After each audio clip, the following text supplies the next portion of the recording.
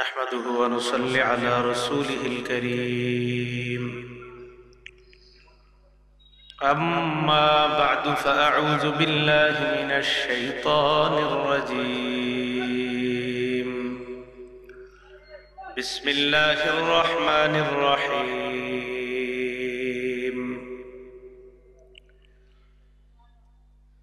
يا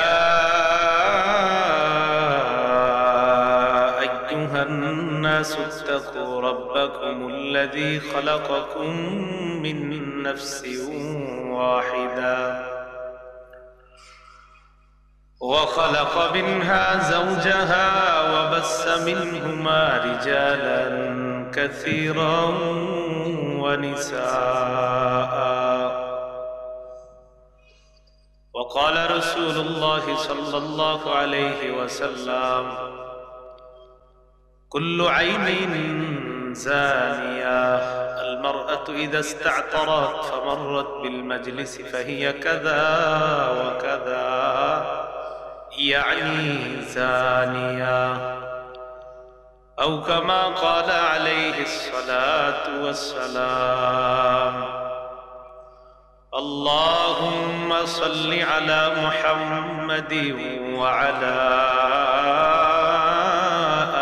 محمد كما صليت على إبراهيم وعلى آل إبراهيم إنك حميد مجيد اللهم بارك على محمد وعلى آل محمد كما باركت على إبراهيم وعلى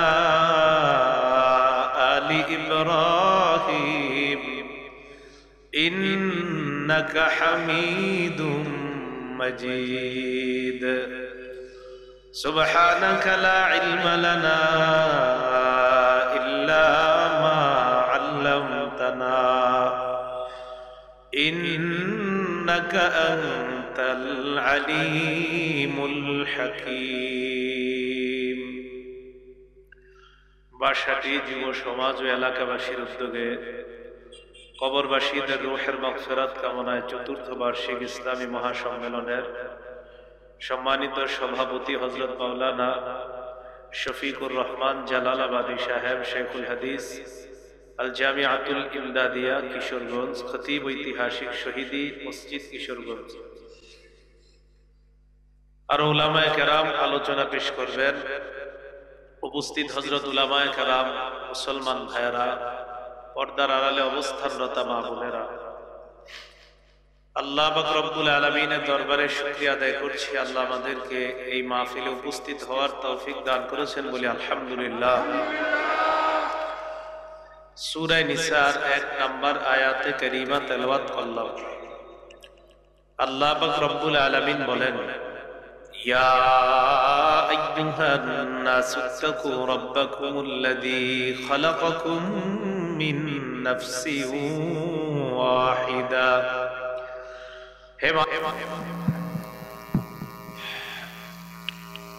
আল্লাহ পাক রব্বুল আলামিন সূরা নিসার 1 নম্বর আয়াতে বলেন, হে মানুষ, তোমরা তোমাদের রবকে ভয় করো,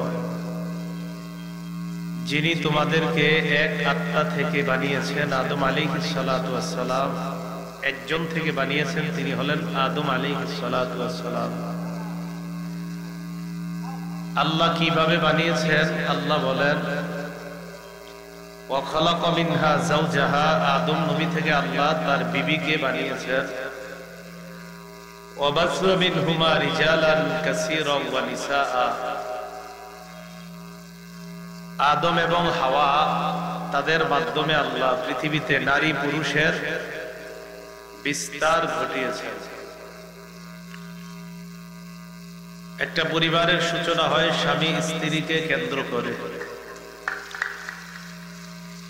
এমন সুন্দর একটা সম্পর্কের মাধ্যমে একটা পরিবারের সূচনা হওয়ার পরেও আমাদের সমাজে বর্তমানে একটা অপরাধ ভয়ঙ্কর রূপ ধারণ করেছে। এই অপরাধটার নাম পরকীয়া।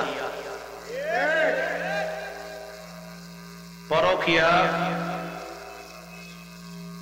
কোন পুরুষের স্ত্রী থাকা সত্ত্বেও অন্য কোন নারীর প্রতি আসক্ত হওয়া, কোন মহিলার স্বামী থাকা সত্ত্বেও অন্য কোন পুরুষের প্রতি আসক্ত হওয়া, এটাকে বলা হয় পরকীয়া।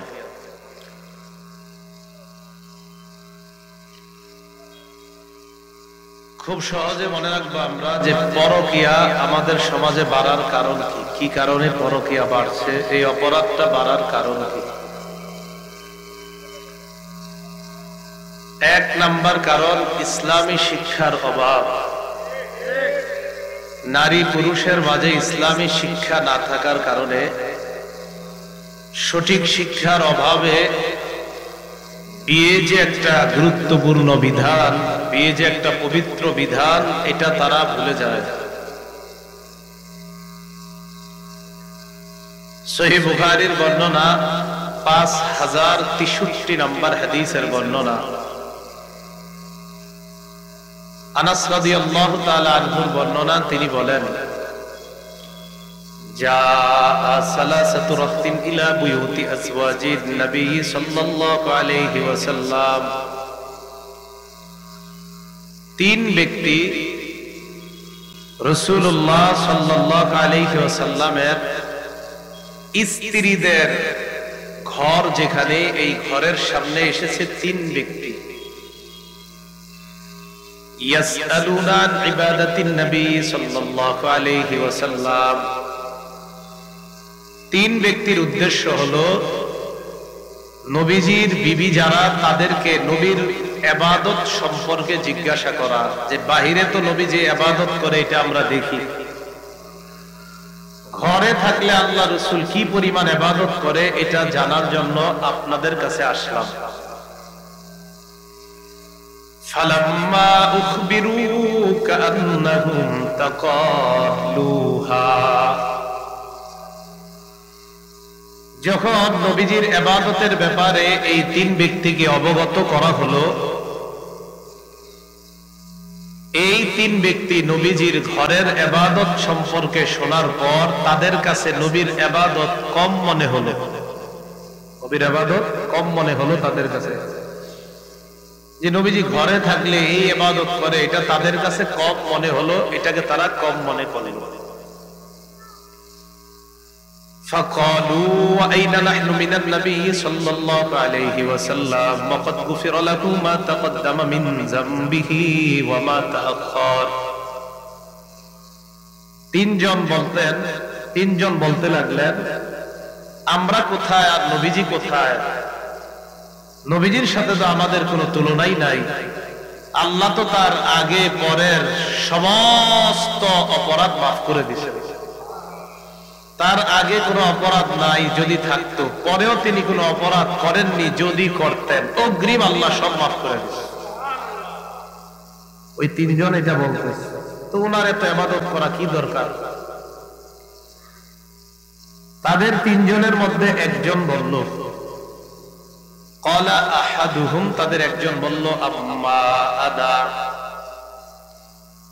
তাদের মধ্যে একজন বলল, ইন্নী উসাল্লিল লাইলা আবাদা,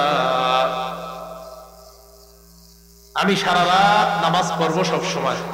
তাদের মধ্যে একজন বলল, আমি সারা রাত নামাজ পড়বো সব সময়, আমি সারা রাত নামাজ পড়বো। ওয়া ক্বালা আখার, একজন বললেন, আনা আসুমু শাহরা, আমি সব সময় রোজা রাখবো। আনা আসুমু ফালা উফতিরু আবাদা, আমি কখনো রোজা ছাড়বো না, সারা বছর রোজা রাখবো। রমজান তো আছেই, রমজান ছাড়াও আসুমু, রোজা রাখবো, ফালা উফতিরু, রোজা ভাঙবো না, কখনো রোজা ছাড়বো না, ডেইলি রোজা রাখবো। وقال آخر أنا أعتزل النساء فلا أتجوز أبدا, আরেকজন কয় আমি বিয়ে করব না, নারীদের থেকে সব সময় দূরে থাকবো।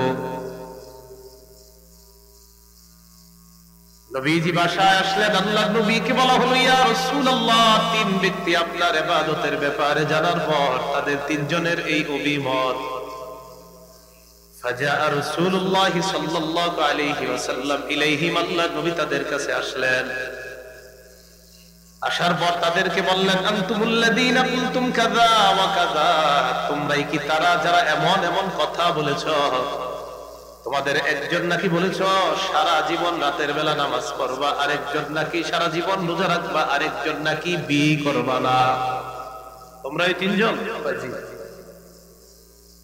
নবীজি বললেন শোনো, আমা ওয়াল্লাহি ইন্নী লাআখশাকুম লিল্লাহ ওয়া আতকাকুম লাহ, আল্লাহর কসম এই পৃথিবীর মধ্যে যত মানুষ আছে সবার চাইতে আমি আল্লাহকে বেশি ভয় পাই। নবীজি বলেন আমি সবচেয়ে বেশি আল্লাহকে ভয় পাই। ওয়া আতকাকুম লাহ, আমি আল্লাহ সবচাইতে বেশি অনুগত। আল্লাহকে সবচাইতে বেশি ভয় পাওয়া সত্ত্বেও আমার আমলগুলা তোমরা শুনে নাও। আমি আসুমু, রোজা রাখি, ওয়া উফতিরু, মাঝে মাঝে রোজা ছাড়ি, মানে সারা জীবন প্রতিদিন রোজা রাখবো এমনটা না। সোমবার রোজা রাখি, বৃহস্পতিবার রোজা রাখি, মাসে 3 দিন রোজা রাখি। 13, 14, 15 আইয়ামে বেশি। আরেকজন যেই ব্যক্তি বললা তুমি সারা রাত নামাজ পড়বা, নবী বলেন শোনো, উসাল্লি ওয়া আরকুদু, আমিও রাতের বেলা নামাজ পড়ি, তবে সারা রাত ব্যাপারটা এমন না। আমি রাতে নামাজও পড়ি আবার ঘুমাই, নামাজ পড়ি ঘুমাই। আরেকজন বললা বিয়ে করবা না, নবীজি বলেন ওয়া আনা আতাজাওয়াজুন নিসা, নারীদেরকে আমি বিয়েও করি, এটা আমার সুন্নাত। ফামান রাগিবা আন সুন্নতি ফালাইসা মিন্নি, আমার সুন্নতকে যে অবজ্ঞা করে সে আমার অন্তর্ভুক্ত না। নাউযুবিল্লাহ। হাদিস দ্বারা কি বুঝলাম? বিয়ে করাটা এটা সুন্নাহ, নবীজির সুন্নাহ। তিরমিজি শরীফের 1080 নম্বর হাদিসের বর্ণনা, ক্বালা রাসূলুল্লাহ সাল্লাল্লাহু আলাইহি ওয়াসাল্লাম, নবীজি বলেন আরবাউন মিন সুনানিল মুরসালিন, সব রাসূলদের সুন্নাত 4টা। বলেন সব রাসূলের সুন্নাত কয়টা? 1 নাম্বার আল হায়া, লজ্জাশীলতা। 2 নাম্বার তাআত্তুর, সুগন্ধি ব্যবহার করা। 3 নাম্বার আসওয়াক, মেসওয়াক করা। 4 নাম্বার নিকাহ, বিয়ে করা। সব রাসূলের সুন্নাত 4টা। 1 নাম্বার লজ্জাশীলতা, 2 নাম্বার সুগন্ধি ব্যবহার করা, 3 নাম্বার মেসওয়াক করা, 4 নাম্বার বিয়ে করা। তাহলে বিয়ে এটা সব রাসূলদের সুন্নাত, এটার গুরুত্ব কম না অনেক বেশি? যখন ইসলামী শিক্ষা মানুষ জানবে, বিয়ের গুরুত্ব যখন বুঝবে, তখন মানুষ বিয়ে বহির্ভূত সম্পর্কের দিকে পা বাড়াতে সে আল্লাহকে ভয় করবে। কারণ বিয়ে বহির্ভূত যে সম্পর্কটা এটা অবৈধ সম্পর্ক, ওই সম্পর্কে কোনো বরকত নাই, বরং সেটার মধ্যে গজব, আর গজব ছাড়া বরকতের আশাই করা যায়। সহিহ বুখারীর বর্ণনা 5066 নাম্বার হাদিসের বর্ণনা। আর আব্দুল্লাহ ইবনে মাসউদ রাদিয়াল্লাহু তাআলা আনহু قال كنا مع النبي صلى الله عليه وسلم شبابا, আব্দুল্লাহ ইবনে মাসউদ বলেন আমরা আল্লাহর নবীর সাথে কয়েকজন যুবক ছিলাম। লা নাজিদু শাইআ, আমরা যে কয়েকজন যুবক নবীর সাথে ছিলাম এমন যুবক যাদের সামর্থ্য বলতে কিছু নাই। লা নাজিদু শাইআ, আমাদের তেমন কিছুই নাই। নবীজি আমাদেরকে বললেন ইয়া মাশারাশ শাবাব, হে যুব সম্প্রদায়, মান ইসতাতা আল বাআ, এই হাদিসে আসছে মান ইসতাতা আল বাআ, অন্য বর্ণনায় মান ইসতাতা মিনকুমুল বাআ, তোমাদের মধ্যে যারা বিয়ের সামর্থ্য রাখো, যারা ভরণ পোষণ দেওয়ার সামর্থ্য রাখো, ফালিয়াতাজাওয়াজ, সে যেন বিয়ে করে নেয়। ফাইন্নাহু আগাদ্দু লিল বাসার, এই বিয়ে তাকে নজর, দৃষ্টি অবৈধ জায়গায় দেওয়া থেকে হেফাজত করতে ভূমিকা হয়ে যায়। বিয়ে তার নজরটা হেফাজত রাখতে ভূমিকা রাখে। ওয়া আহসানু লিল ফার, এই বিয়ে তার লজ্জাস্থান হেফাজতের ক্ষেত্রে অধিক সহায়ক হয়ে যায়। তাহলে বিয়ে এটা নজর হেফাজতে ভূমিকা রাখে, বিয়ে লজ্জাস্থান হেফাজতে ভূমিকা রাখে। একটু ভালো করে গবেষণা দেখেন তো, আগে কি বলছে নবীজি? নজর হেফাজতে ভূমিকা রাখে বিয়ে, এরপরে বললেন লজ্জাস্থান। আগে নজর, পরে বললেন লজ্জাস্থান। কোরআনে আল্লাহ কি বলে দেখেন তো? আল্লাহ বলে ওয়াকুল্লিল মুমিনিনা ইয়াগুদ্দু মিন আবসারিহিম, নবী আপনি মুমিন পুরুষদেরকে বলেন তারা যেন তাদের নজর হেফাজত করে, নজর নিচে রাখে। ওয়াহফাজু ফুরুজাহুম, তারা যেন তাদের লজ্জাস্থান হেফাজত করে। আয়াতের মধ্যে আল্লাহ এক নম্বরে বললেন নজর হেফাজতের জন্য, দুই নম্বরে বললেন লজ্জাস্থান। হাদিসের মধ্যে নবী আগে নজরের কথা বললেন, পরে বললেন লজ্জাস্থান। বলেন নজরের গুনাহ বড় না লজ্জাস্থানের গুনাহ বড়? লজ্জাস্থানের গুনাহ।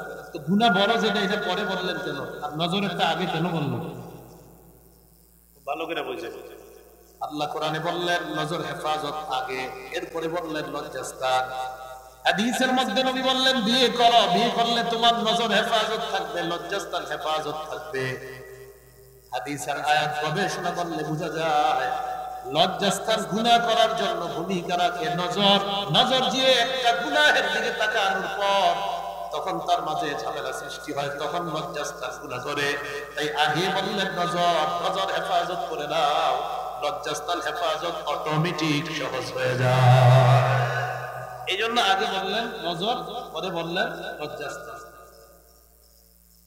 সহিহ বুখারীর বর্ণনা, নবীজি এরপরে বলেন ওয়াল্লাম ইয়াস্তাতি, যদি সামর্থ্য না রাখো ফালাইহি বিসসাওম, তাহলে রোজা রাখবা। সামর্থ্য থাকলে বিয়ে, সামর্থ্য না থাকলে রোজা। সহিহ বুখারীর বর্ণনা 5069 নম্বর হাদিসের বর্ণনা। সাঈদ ইবনে জুবাইর বলেন قال لي ابن عباس رضي الله تعالى عنهما هل تزوجت।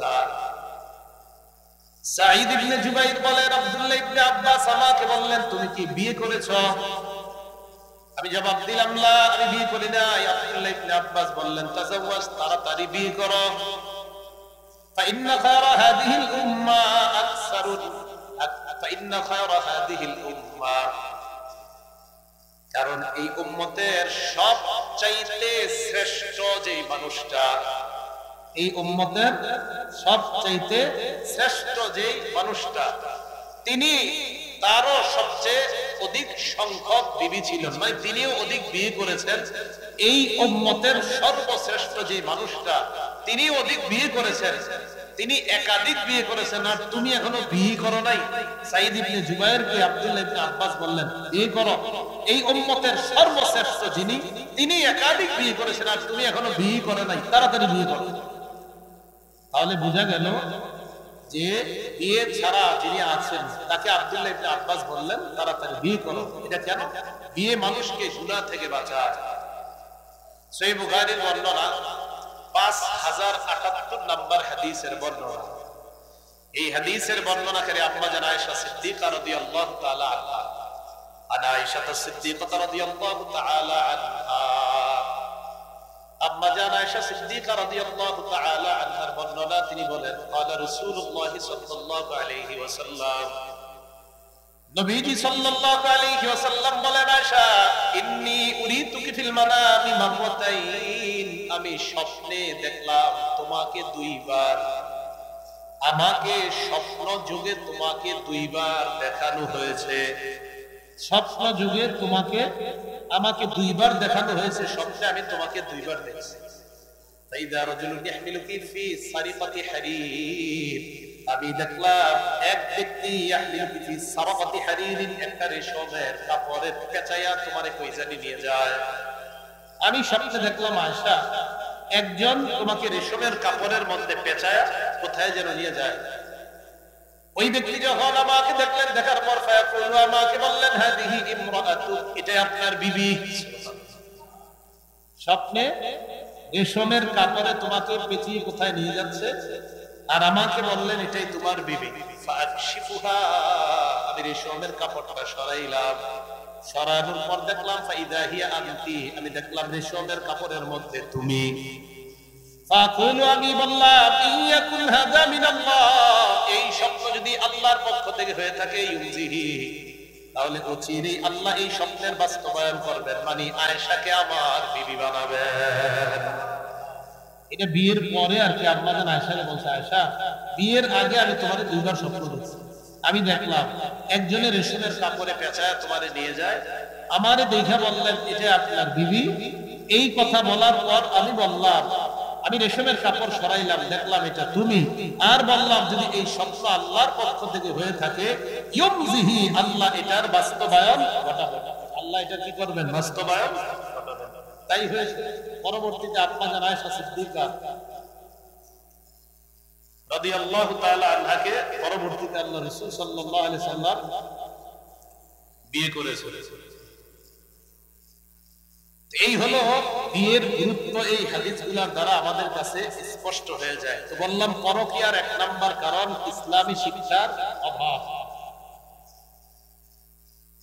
পরকীয়ার দ্বিতীয় কারণ নারী পুরুষের অবাধ মেলামেশা। বলেন বাংলাটা জোরে বলেন, অবাধ মেলামেশা। সহিহ বুখারীর বর্ণনা 5232 নম্বর হাদিসের বর্ণনা। قال رسول الله صلى الله عليه وسلم, নবীজি বলেন, ইয়াকুম আদ-দুখুল আলান নিসা, হে পুরুষরা তোমরা নারীদের কাছে গমন করা থেকে বেঁচে থাকো। পুরুষদেরকে বললেন নারীদের কাছে গমন করা থেকে তোমরা বেঁচে থাকো। فقال رجل من الانصار, এক আনসারী যুবক দাঁড়িয়ে বললেন, ইয়া রাসূলুল্লাহ আফরাআইতা আল-হামওয়া, দেবরের ব্যাপারে আপনি কি বলবেন? দেবর মানে স্বামীর ভাই। দেবর কি? হুজুর স্বামীর ভাইয়ের ব্যাপারে আপনি কি বলবেন? আল্লাহ নবী বললেন, আল হাম্মু আল মাউত, দেবর হলো মৃত্যু। জোরে বলেন সবাই, দেবর মৃত্যু। ভাবি সব সময় বোরকা পরে ঘরে দেবরের সাথে দেখা দেয়। নবী বললেন আল হাম্মু আল মাউত, দেবর মৃত্যু। তাহলে আবার মেলামেশা, এটা হলো পরকীয়ার দ্বিতীয় কারণ। قال رسول الله صلى الله عليه وسلم, নবীজি বলেন, লা ইয়াখলুওয়াতনা রাজুলুন বিইমরাআ ইল্লা মা জি মাহরামিন। বুখারীর বর্ণনা 5233 নম্বর হাদিসে আল্লাহ নবী বলেন, লা ইয়াখলুওয়াতনা রাজুলুন বিইমরাআ ইল্লা মা জি মাহরামিন, কোন পুরুষ অন্য কোন নারীর সাথে সাক্ষাৎ করবে না মাহরাম ছাড়া। কি ছাড়া? মাহরাম ছাড়া সাক্ষাৎ করবে না। এই জন্য ডাক্তারের চেম্বারে যখন আপনার বিবি যাবে, ডাক্তার যদি পুরুষ হয়, উচিত হলো আপনিও তার সাথে যাওয়া, আপনিও তার সাথে যাওয়া। কথাটা মনে রাখবেন। এইগুলো আপনার দুই নাম্বার নারী পুরুষের অবাধ মেলামেশা পরকীয়ার দ্বিতীয় কারণ। একটা নারী আর পুরুষ যখন অবাধে মেলামেশা করবে, একজন আরেকজনের প্রতি আকৃষ্ট হয়ে যাওয়ার সম্ভাবনা আছে না নাই? তিন নাম্বার পর্দাহীনতা, যেটা আমাদের বাংলাদেশে না থাকলেও পৃথিবীতে আছে। বাংলাদেশে আছে, কিশোরগঞ্জ হয়তো নাই। পর্দাহীনতা, বলেন তিন নাম্বার কি? পর্দাহীনতা। এটা হলো পরকীয়ার তিন নাম্বার কারণ। তিরমিজি শরীফের 1173 নম্বর হাদিসের বর্ণনা। قال رسول الله صلى الله عليه وسلم, নবীজি বলেন, আল মারআতু আওরাতুন, নারী হলো আবৃত বস্তু, নারী হলো ঢেকে রাখার বস্তু। বলেন নারী আবৃত বস্তু। বলেন নারী কি? বলেন নারী ঢেকে রাখার জিনিস। সবাই বলেন নারী। এবার আল্লাহ নবী বলেন, ফাইদা খারাজাত, এই নারী যখন সবার সামনে বের হয়, ইস্তাশরাফাহা শাইতান, ওই নারীকে শয়তান পুরুষের চোখে আকর্ষণীয় করে উপস্থাপন করে। নাউজুবিল্লাহ। একটা বিবাহিত পুরুষ রাস্তায় দাঁড়িয়ে, কোন নারী পর্দা ছাড়া রাস্তায় বের হয়েছে, এই নারীটাকে শয়তান ওই পুরুষের কাছে আকর্ষণীয় ভঙ্গিতে উপস্থাপন করে, তখন এই পুরুষটা তার দিকে আকৃষ্ট হয়ে যাওয়ার সম্ভাবনা আছে না নাই? তখন পরকীয়া হয়ে যাওয়ার। এ হলো 4 নাম্বার পর্দাহীনতা। 5 নাম্বার দৃষ্টির অপব্যবহার। বলেন মানে দৃষ্টি হেফাজত না করা। قال رسول الله صلى الله عليه وسلم, আবু দাউদের বর্ণনা, এটা আবু দাউদের 4077 নম্বর হাদিসের আংশিক আর অন্য হাদিসে পুরাটা আছে। নবীজি সাল্লাল্লাহু আলাইহি ওয়াসাল্লাম বলেন, কুল্লু আইনিন জানিয়া, সব চোখ জিনা করে। নাউজুবিল্লাহ। নবীজি বললেন, কুল্লু আইনিন জানিয়া, প্রত্যেকটা চোখ জিনা করে। এই জায়গায় আমরা একটু বাংলাটা আরো সুন্দরভাবে বলতে পারি, প্রত্যেকটা কুদৃষ্টি জিনাকারী। বলেন প্রত্যেকটা কুদৃষ্টি। নবীজি বলেন, আল মারআতু ইযা ইসতাতারাত ফামারাত বিল মাজলিস। এই হাদিসটা বুঝায়, কোন নারী যখন সুগন্ধি ব্যবহার করে, কোন মজলিসের পাশ দিয়ে যায়, যাওয়ার পর নবীজি বলেন, ফাহিয়া কাযা ওয়া কাযা, ইয়ানি জানিয়া, এই নারীটা এমন এমন, অর্থাৎ এই নারী ব্যভিচারিণী। নাউজুবিল্লাহ। কোন নারী সুগন্ধি ব্যবহার করে যখন কোন মজলিসের পাশ দিয়ে যায় আর অন্য পুরুষ ওই সুগন্ধির ঘ্রাণ নেয়, একটা পুরুষ চোখের জিনা করে, তার চোখ জিনা করলো, অন্য দিক দিয়ে এই নারী যে সুগন্ধিটা এই জায়গায় ছড়িয়ে গেল, সেও জিনাকারিনী হবে। قال رسول الله صلى الله عليه وسلم, নবীজি বলেন, আইয়ুমা ইমরাআতিন আসাবাত বাকুরা, কোন নারী যখন সুগন্ধি লাগায় শরীরের মধ্যে, ফালা তাশহাদাতনা মা'নাল ইশা,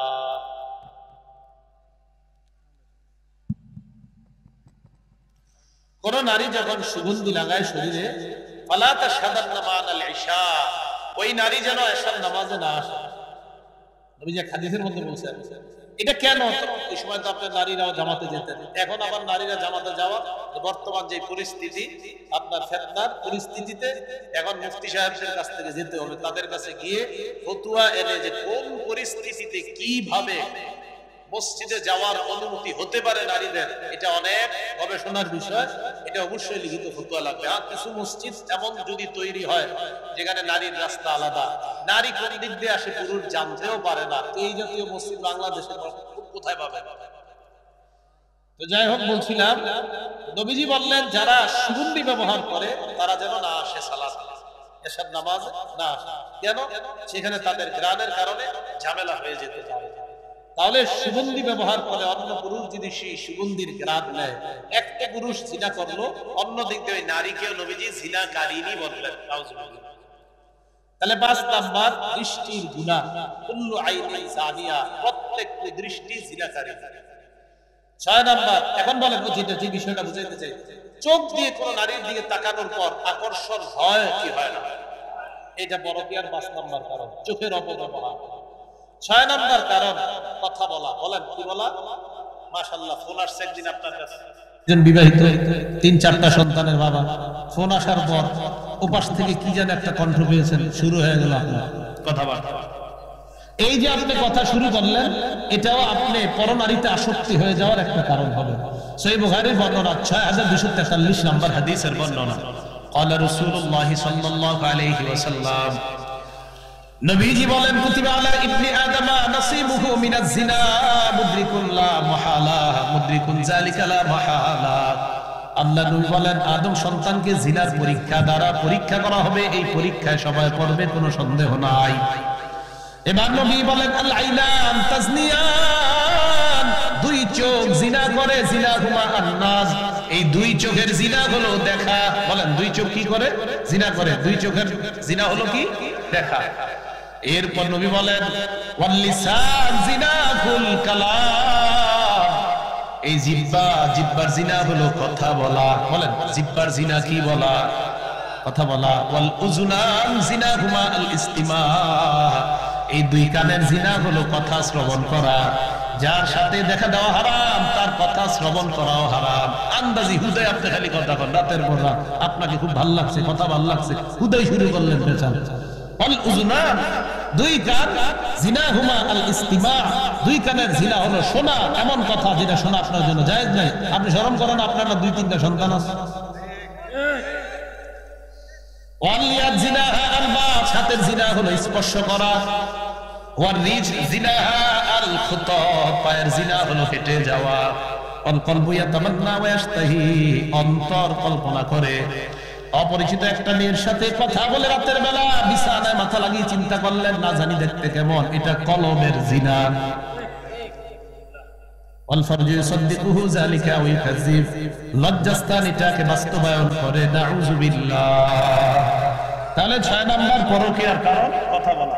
তাহলে এমন কারোর সাথে কথা বললেন না যার সাথে কথা বলা হারাম। এখন একটা প্রশ্ন করি, যাকে সরাসরি দেখা হারাম, নাটক সিনেমায় তাকে দেখা না? আওয়াজটা আসতে হয়ে গেল,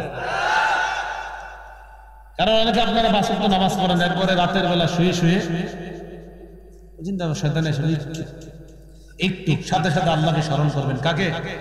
সূরা আরাফ 201 নম্বর আয়াতে আল্লাহ বলেন, ইন্নাল্লাযীনা তাকাউ ইযা মাসসাহুম তাইফুম মিনাশ শাইতান, যারা আল্লাহকে ভয় করে, শয়তানের কুমন্ত্রণা যখন তাদেরকে স্পর্শ করে, শয়তান হঠাৎ এসে বলে, আরে দেখ 2 মিনিট দেখলে কিছু হবে না। তাযাক্কারু, সাথে সাথে আল্লাহকে স্মরণ করে, ফাইযা হুম মুবসিরুন, তাদের দৃষ্টি শক্তি খুলে যায়, আল্লাহ আপন কুদরতে তাদেরকে হেফাজত করে। সুবহানাল্লাহ। আল্লাহ ভয় তৈরি করে। বলছিলাম 6 নাম্বার কথা বলা পরকীয়ার কারণ। পরকীয়ার কারণ 7। কোন নারীর সাথে আপনি, যে নারীর সাথে আপনার অবশ্যই দেখা দেওয়া হারাম, তো একজন নারী আপনার বাসে উঠছে, চেষ্টা করবেন ওই নারীর সাথে আরেকজন নারীকে বসিয়ে দেওয়ার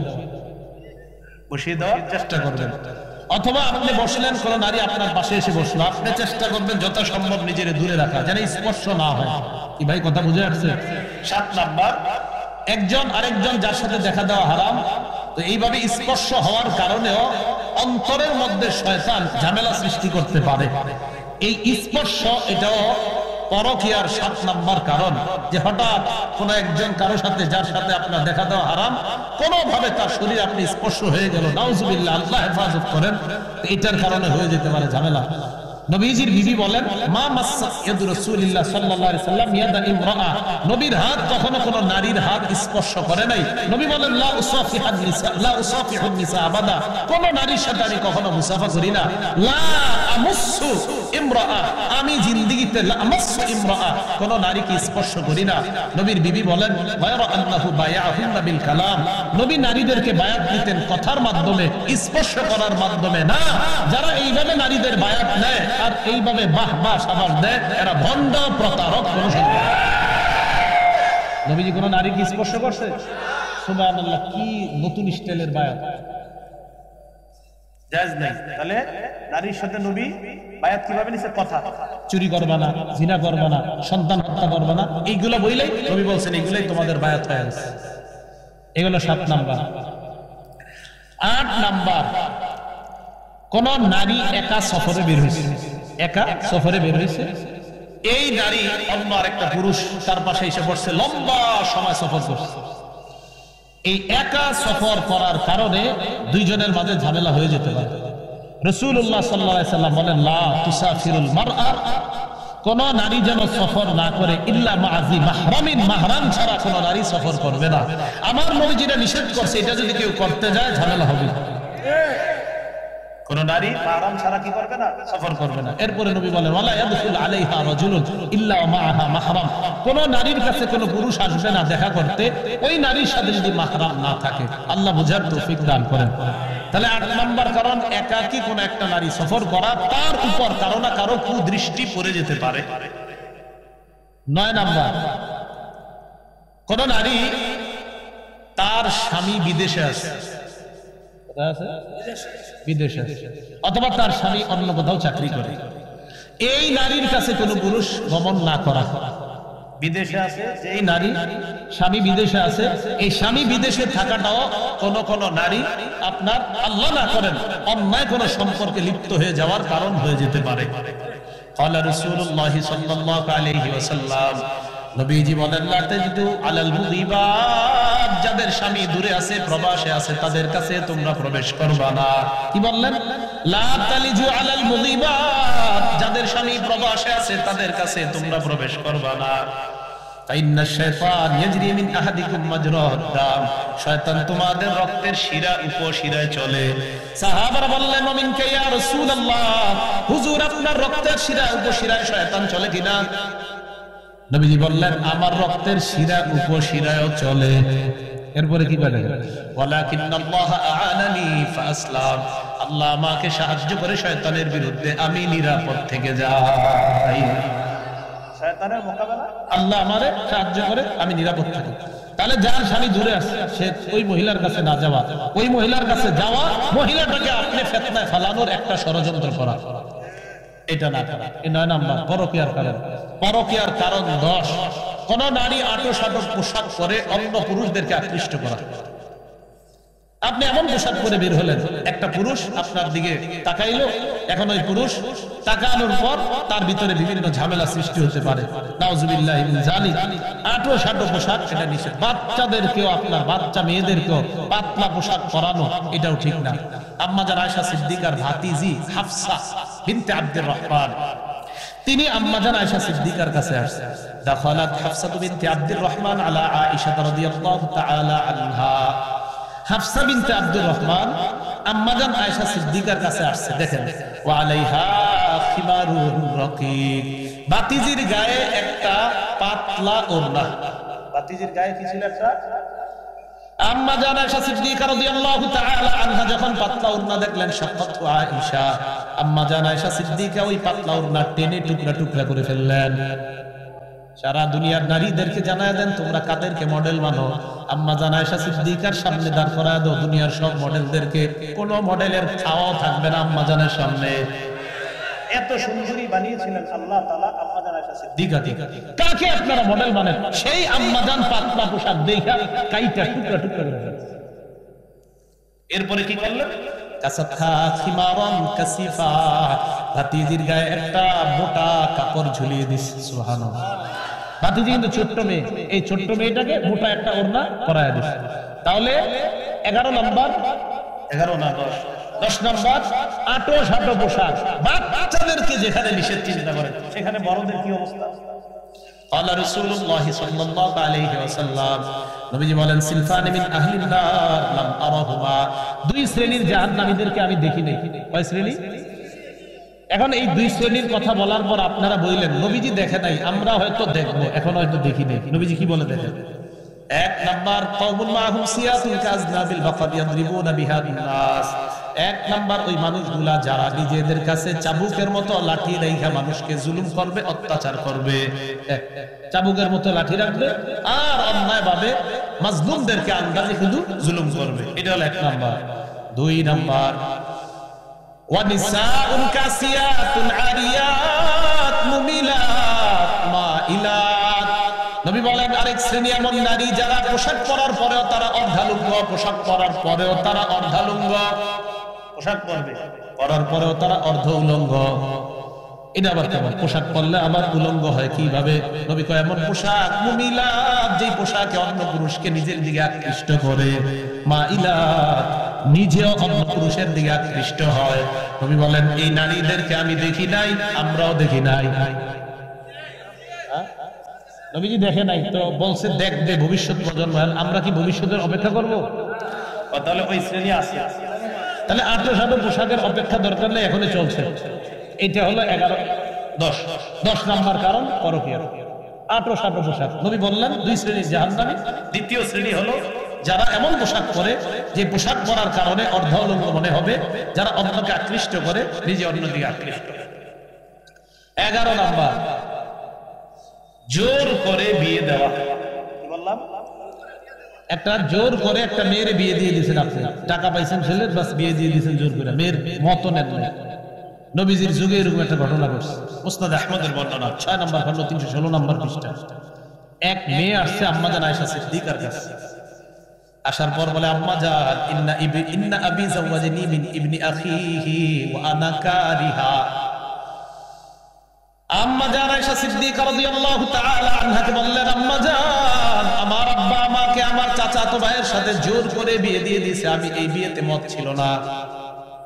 আমার আব্বা চাচাতো ভাইয়ের সাথে বিয়ে দিয়েছে, এই বিয়েতে আমার মত ছিল না। আম্মা জান আয়েশা সিদ্দিকা বলেন ইজলিসি হাত্তা ইয়া রাসূলুল্লাহ, অপেক্ষা করো, নবী আসলে মাসআলা দিবে, অপেক্ষা করো, বসো। নবীজি আসলেন। নবীজি সাল্লাল্লাহু আলাইহি সাল্লাম আসলেন। আসার পর এখন দেখেন তো নবীজি দুনিয়াতে থাকতে মানে আম্মা জান আয়েশা সিদ্দিকা অপেক্ষা করছিলেন যে নবীজি আসবে মাসআলা দিবে। এটাই তো সিস্টেম। সাহাবাদের মধ্যে যারা ফতোয়া দিতেন এর মধ্যে 7 জন ছিলেন উল্লেখযোগ্য। কয়জন? এই 7 জনের 6 জন পুরুষ, 1 জন নারী। এই নারী আম্মা জান আয়েশা সিদ্দিকা। কিন্তু নবীজি থাকা অবস্থায় দেখেন আম্মা জান বললেন থামো, নবীজি আসবে, এরপর মাসআলা দিবে।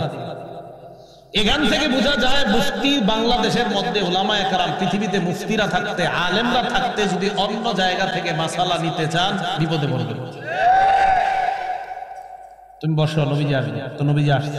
আসার পর আল্লাহ নবীকে জানাইলেন ইয়া রাসূলুল্লাহ এই ঘটনা। এই কথা জানার পর আল্লাহ নবী মেয়েটার বাবাকে ডাকাইলেন। ডাকানোর পর বললেন তুমি কি এই বিয়েতে থাকবা নাকি বিয়েটা ভেঙে দিব বলো। মেয়েটা বললেন আজাসতুমা সোনা আবি ইয়া রাসূলুল্লাহ, আমার বাবা যে বিয়ে দিয়েছে এই বিয়ে আমি মেনে নিলাম, অনুমোদন দিয়ে দিলাম। নবীজি বললেন অনুমোদন দিলে তাহলে আসলা কেন? কয় হুজুর কিয়ামত পর্যন্ত একটা আইন করে দেন, বিয়ের ক্ষেত্রে যে একটা মেয়েরও কথা বলার অধিকার আছে, এই অধিকারটা আপনি প্রতিষ্ঠিত করে দেন। অমতে বিয়ে দিয়ে দিবেন, পরকীয়া 11 নম্বর কারণ হতে পারে এই মেয়ে বিয়ের পরে তার হয়তো পছন্দ হবে না, আপনি আপনার জোর করে বিয়ে দিয়ে দিয়েছেন। 11। 12 নম্বর অসমতা। বলেন কি? মেয়ের বয়স 13, ছেলের বয়স 42, বিয়ে দিয়ে দিয়েছেন। قال رسول الله صلى الله عليه وسلم, নবীজি বলেন তাখায়্যারু লিনুতাফিকুম, তোমরা তোমাদের পরবর্তী প্রজন্মের জন্য ভালো মেয়েদেরকে বিয়ে করো। এরপর নবী বলেন আনকিহুল আকফা, বিয়ের ক্ষেত্রে সমতা বিধান করবা। কি বিধান করবা? সমতা বিধান করবা। তা আপনি যদি সমতা বিধান না করেন ঝামেলা হতে পারে। এটা হলো কত নাম্বার? 12 নাম্বার কারণ। 13 নাম্বার দৈহিক অক্ষমতা। আসবেন না, দৈহিক অক্ষমতা হতে পারে।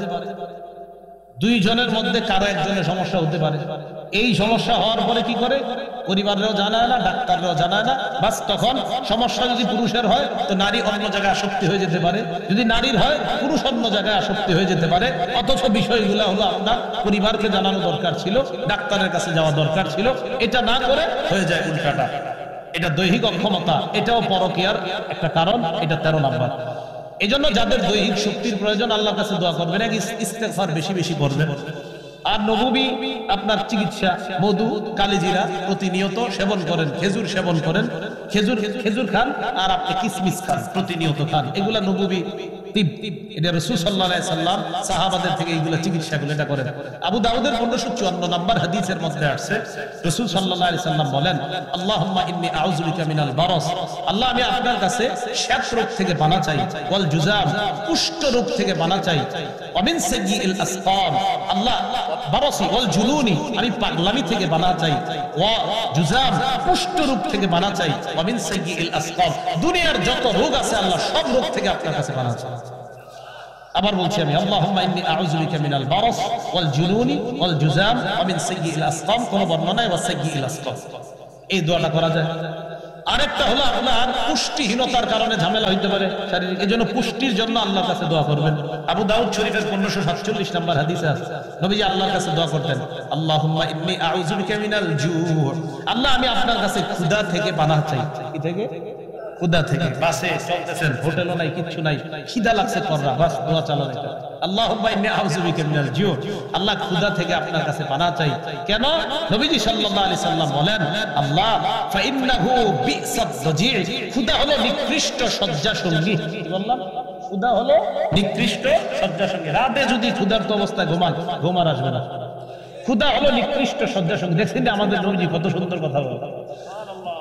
এরপরে নবী আল্লাহকে বলতেন ওয়া আউযু বিকা মিনাল খিয়ানা, আল্লাহ আমি আপনার কাছে খিয়ানত থেকে পানাহ চাই। ফা ইন্নাহা বিসাতিল বিতানা, কেননা খিয়ানত হলো সবচেয়ে নিকৃষ্ট বন্ধু। খিয়ানত নিকৃষ্ট বন্ধু। আপনারা এসে শয়তান খোঁচাবে, আর সমস্যা কি, টাকা পায় দিন পরে দেন, এই দেন, সে আমানতের খিয়ানত করাতে যাবে। এটা কি ভালো বন্ধু না নিকৃষ্ট বন্ধু? তাহলে এই হলো 13 নাম্বার আপনার দৈহিক অক্ষমতা। 14 ইলেকট্রনিক মিডিয়া ব্যবহার সহজলভ্য হয়ে যাওয়া। কি বললাম? ইলেকট্রনিক মিডিয়ার ব্যবহার সহজলভ্য হয়ে যাওয়া। 500 টাকার একটা বই কিনতে করবেন, কিনবে না।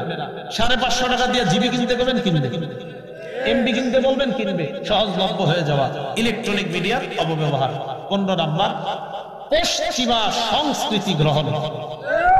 কি বললাম? পশ্চিমা, বলেন অপসংস্কৃতি, সংস্কৃতি না, বলেন পশ্চিমা অপসংস্কৃতি। রাসূল সাল্লাল্লাহু আলাইহি সাল্লাম বলেন মান তাশাব্বাহা বিকাউমিন ফাহুয়া মিনহুম, কেউ কোন সম্প্রদায়ের সাথে যদি সাদৃশ্য রাখে সে ওই সম্প্রদায়ের অন্তর্ভুক্ত হয়ে যায়। এখন একটা পুরুষ যখন বাইর হবে, হওয়ার পর যখন দেখবে অন্যান্য মেয়েগুলো এমন উগ্রভাবে চলাফেরা করতেছে, তখন তার মাঝে শয়তান কুমন্ত্রণার সৃষ্টি করবে। এই কারণগুলোর কারণে একটা পুরুষ অন্য নারীতে আসক্ত হয়ে যেতে পারে। 16 নাম্বার চ্যানেলগুলোর অপব্যবহার। নারীরা সাধারণত চ্যানেলগুলো বেশি দেখে, আর এমন জিনিস দেখানো হয় চ্যানেলগুলোর মধ্যে যে কিভাবে একটা নারী পরপুরুষে আসক্তি হতে পারে, এই কারণগুলো এইগুলা থেকে যখন সমাজকে আমরা রক্ষা করতে পারবো। মাশাআল্লাহ আপনারা এলাকাবাসী যুব সমাজ মাহফিলের আয়োজন করছেন, যুব সমাজ মিলে এই এলাকাটাকে একটা এমন এলাকা বানানোর চেষ্টা করবেন যে এলাকায় কোনো পরকীয়া থাকবে না। চেষ্টা করা যায় কিনা? আল্লাহ আমাদের সকলকে যে কথাগুলা বললাম শুনলাম, এই কথাগুলোর উপর আমরা যেন আমল করতে পারি, আল্লাহ তৌফিক দান করেন। আমার একটা মাসালা জিজ্ঞাসা করছে, মাসালা জামিয়া দিয়ে জিজ্ঞাসা করবেন ইনশাআল্লাহ, ফতুয়া বিভাগে। হ্যাঁ, আল্লাহ আমাদের সব মাসালা কোথায়? ফতুয়া বিভাগে। বলেন মাসালা কোথায়? এখানে না, এখানে বয়ান হবে, মাসালা হবে ফতুয়া বিভাগে। যে কথাগুলো বললাম শুনলাম, পরকীয়া নামক ভয়ঙ্কর অপরাধ থেকে আল্লাহ আমাদেরকে হেফাজত করেন।